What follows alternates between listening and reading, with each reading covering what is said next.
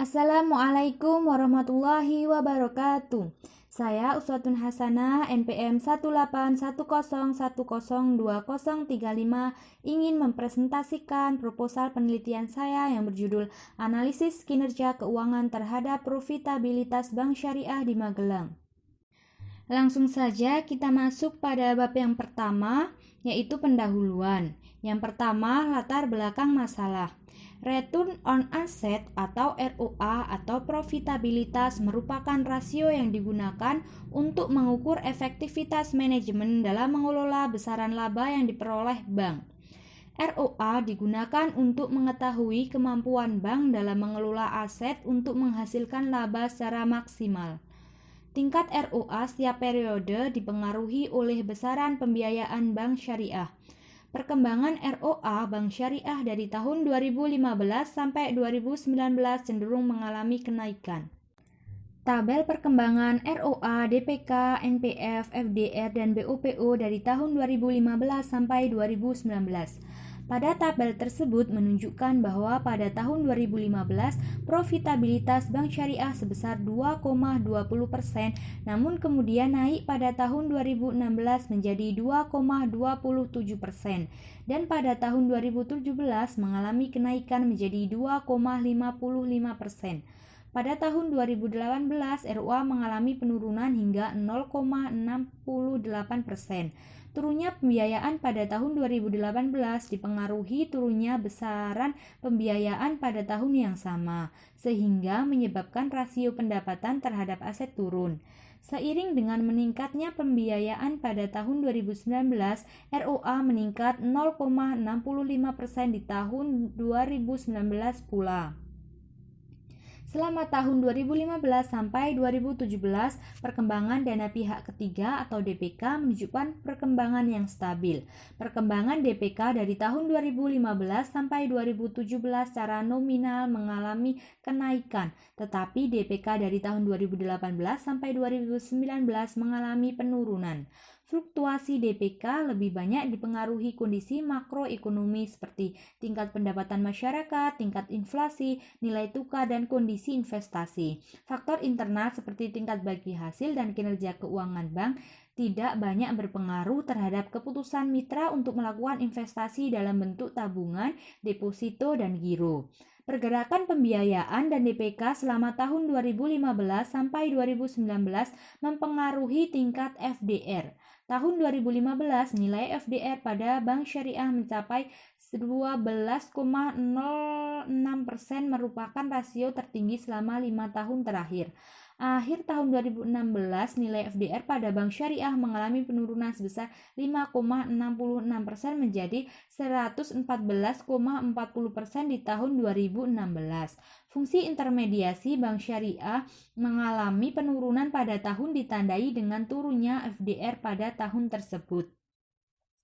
Tingkat FDR pada tahun 2015, 2016, dan 2017 dan 2018 naik berturut-turut sebesar 0,43 dan pembiayaan yang ditawarkan Bank Syariah sebelum tahun 2015 sampai 2017 besaran pembiayaan turun tajam. Apabila NPF menurun akan meningkatkan pendapatan bank dan meningkatnya pendapatan bank akan mempengaruhi tingkat BOPO.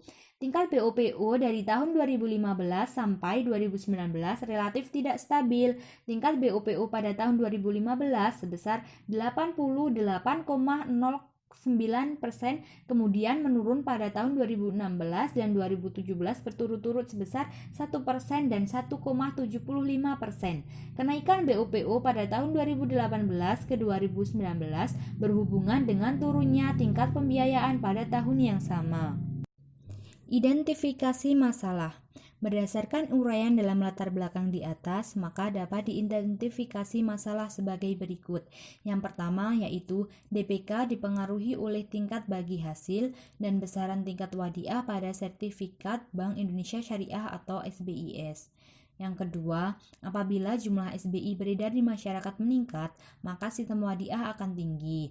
Jika bonus wadiah SBIS tinggi, akan menarik Bank Syariah menyimpan uang di SBIS daripada menyalurkan dalam bentuk pembiayaan. Yang ketiga, Turunnya FDR dipengaruhi oleh turunnya rasio jumlah pembiayaan terhadap meningkatnya DPK pada tahun yang sama.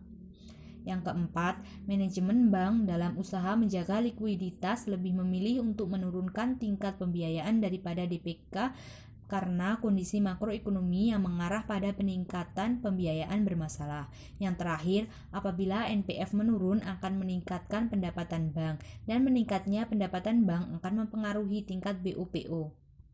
Rumusan masalah dan pertanyaan peneliti. Berdasarkan penjelasan identifikasi masalah, maka permasalahan yang dapat dirumuskan dalam penelitian ini adalah: yang pertama, bagaimanakah analisis kinerja keuangan terhadap tingkat profitabilitas bank syariah di Magelang? Yang kedua, bagaimanakah keterkaitan antara kinerja keuangan bank syariah di Magelang satu sama lain?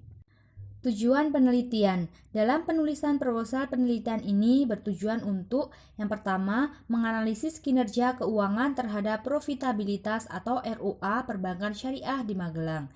Yang kedua, menganalisis keterkaitan satu sama lain antara kinerja keuangan bank syariah di Magelang. Manfaat hasil peneliti. Yang pertama, manfaat teoritis, yaitu menambah wawasan ilmu pengetahuan mengenai ilmu ekonomi, khususnya pada keuangan bank syariah, mengingat bahwa masalah ekonomi merupakan kajian yang menarik dan sangat penting. Yang kedua, manfaat praktis, membantu bank syariah di Magelang dalam menjalankan dan meningkatkan kinerja dalam keuangannya guna meningkatkan profitabilitas bank syariah tersebut. Bab 2. Kajian pustaka. Tingkat DPK merupakan komponen terbesar yang digunakan bank syariah untuk menghasilkan pendapatan. Semakin besar DPK yang digunakan akan meningkatkan kemampuan bank untuk menyalurkan pembiayaan pada sektor produktif, konsumtif, dan jasa. Meningkatnya pendapatan bank akan meningkatkan rasio pendapatan terhadap aset atau ROA bank syariah. Dalam penelitian Sudiatmo dan Suroso tahun 2010 menunjukkan bahwa kenaikan DPK mempengaruhi kemampuan pembiayaan dan mempengaruhi kenaikan ROA. Semakin tinggi SBIS akan meningkatkan TBH. Meningkatnya TBH akan meningkatkan DPK dan menurunkan pembiayaan. Turunnya pembiayaan akan mengurangi pendapatan bank atau menurunkan ROA. Namun dalam penelitian sebelumnya ditemukan bahwa SBIS tidak berpengaruh secara tegas terhadap ROA, yaitu pada temuan Ubaidillah tahun 2017 menunjukkan bahwa SBIS tidak berpengaruh terhadap besaran ROA. Perbedaan hasil penelitian ini disebabkan objek bank syariah yang diteliti, waktu penelitian, jumlah observasi, dan jumlah variabel yang digunakan. Berdasarkan dari hasil penelitian sebelumnya, maka dilakukan penelitian tentang ROA dengan variabel independen adalah DPK, FIN, SBIS, TBH, FDR, NPF, dan BOPO.